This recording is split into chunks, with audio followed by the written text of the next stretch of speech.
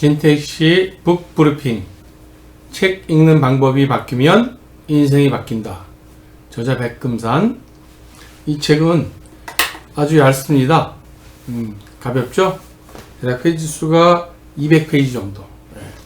부담 없이 읽을 수 있는 수준이고, 또 특히나 이 책을 권장하는 이유 중에 첫 번째는 얇고, 정말 골라 읽기를 하셔도 이 독서법을 잘 배울 수 있는 책입니다. 두 번째 이유는 혹시 종교, 특히 이제 크리스찬, 개신교를 믿는 분이라면 꼭 일독을 권합니다. 저자께서는 목사님이신 것 같아요. 예, 목사님께서 사이사이 성경을 읽는 방법 등등에 대해서도 잘 써주셨습니다. 자, 들어가 보겠습니다. 독서법이 왜 중요한가? 저자는 이렇게 얘기합니다.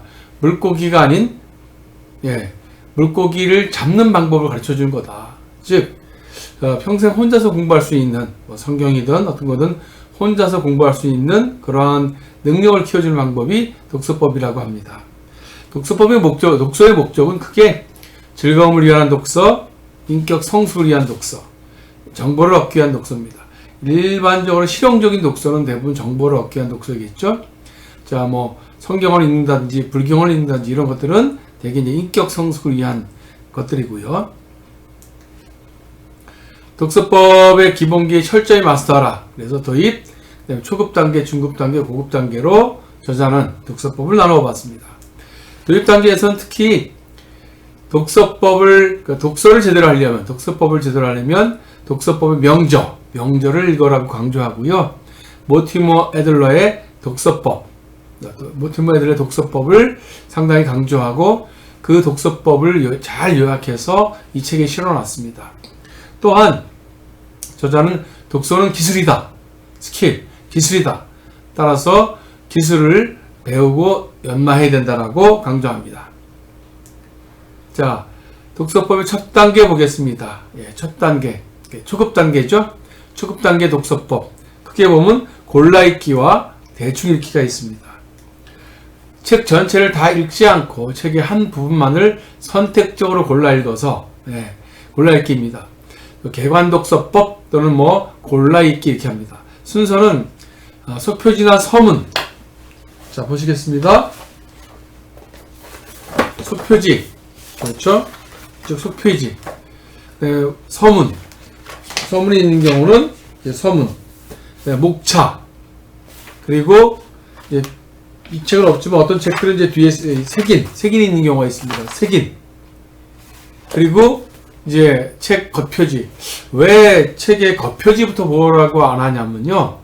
책은 맨 앞에 또 맨 뒤에는 다분히 좀 독자들, 이 구매자들의 눈에 띄게 하기 위해서 광고성 카피, 광고성 문구들이 많이 있습니다. 그래서 그걸 제일 나중에 먼저 보라고 안 했습니다.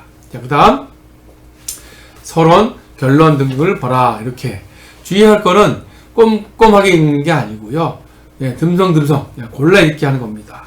자, 그 다음은 대충 읽기입니다.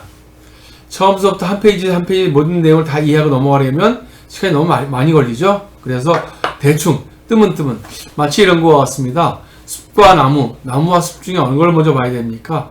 나무보다 숲을 먼저 봐야 됩니다. 그러한 개념으로 책을 처음부터 끝까지 가다가 중간에 어려운 부분이 있으면 건너뛰고, 그래서 또 한 페이지가 있더라도 꼼꼼하게 다 읽을 생각하지 말고 제목이라든지 중요한 부분만 읽어라. 이렇게 해서 골라 읽기, 대충 읽기, 이것이 독서법의 첫 번째 초급 독서라고 저자는 강조합니다. 자, 이제 초급 독서가 됐습니다.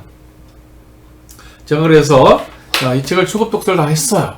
그러면 만약에 이 책이 내가 좀 더 깊게 파고들어야 되겠다는 필요성이 느끼면 그때는 중급 단계, 즉 분석 독서법을 하는 겁니다.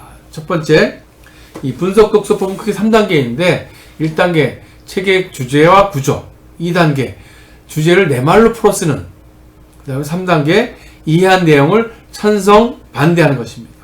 살펴보겠습니다. 1단계는 즉 실체입니다. 이 책의 주제가 뭐냐, 구조가 뭐냐. 주제,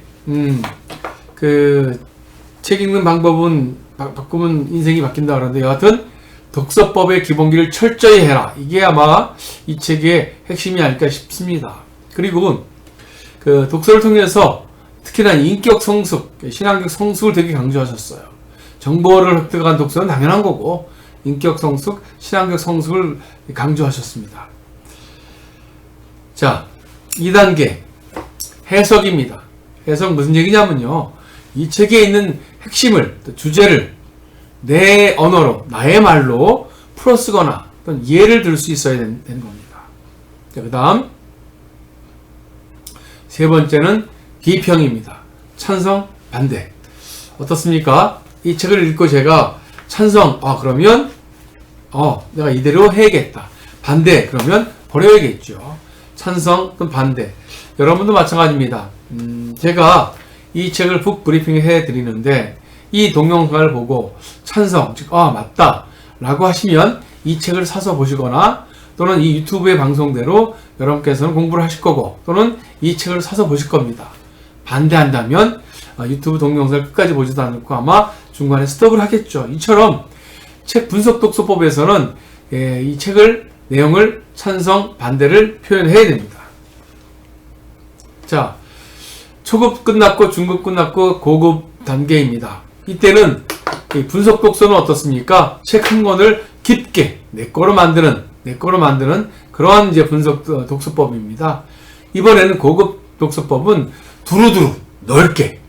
그래서 어떻습니까?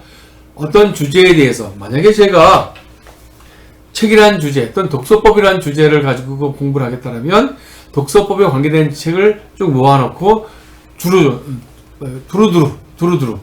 이때는 당연히 만약에 제가 이 독서법에 관계된 책을 한 30권을 정도를 샀다. 그 30권을 모두가 분석 독서하라는 것이 아닙니다. 대다수의 책들은 대충 읽기, 또 골라 읽기 정도만 하고도 또 부분만 읽어도 됩니다.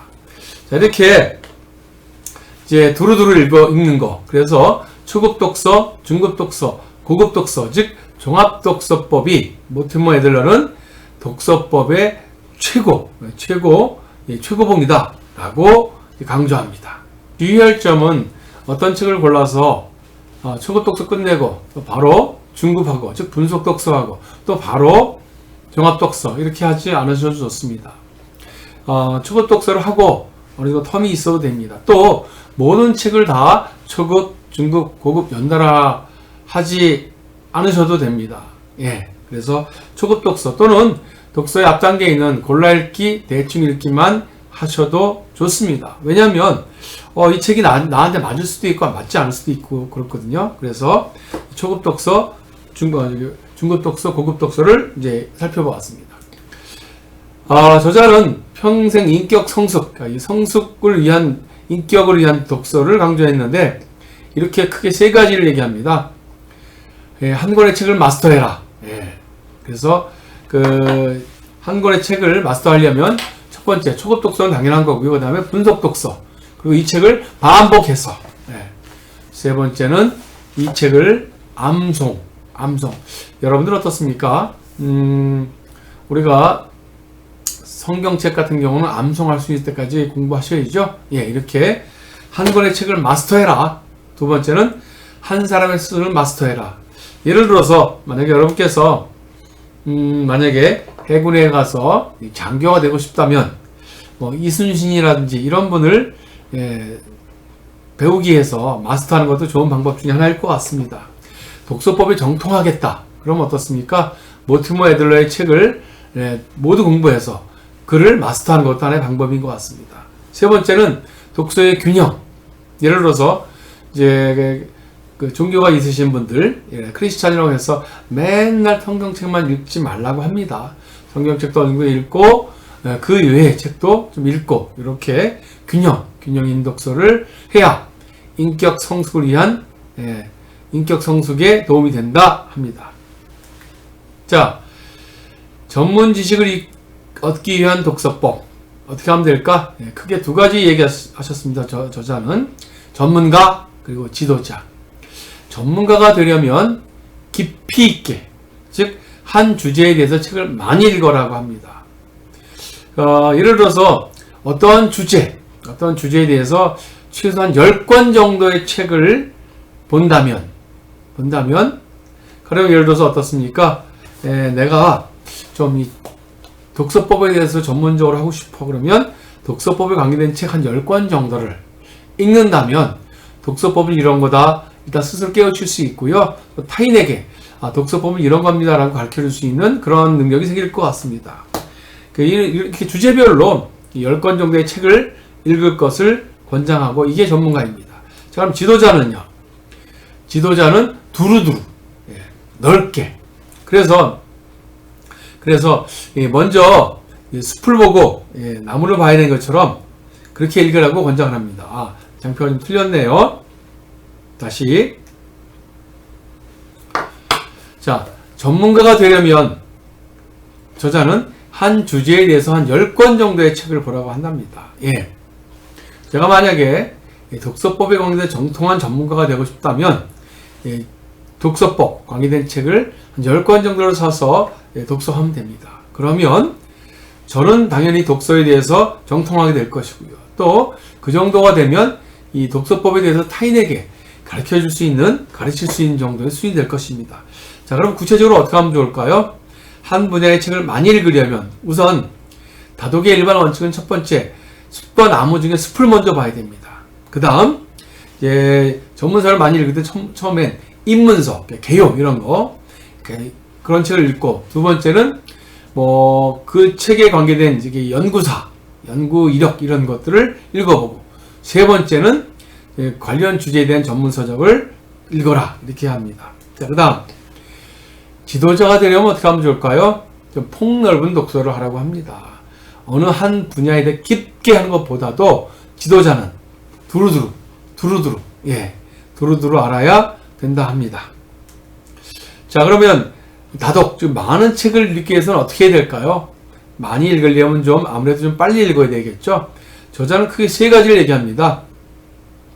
눈 운동을 위한 그러니까 속독, 눈을 빨리 해서 속독하는 방법. 두 번째 골라 읽기. 세 번째 문단 읽기를 이야기합니다.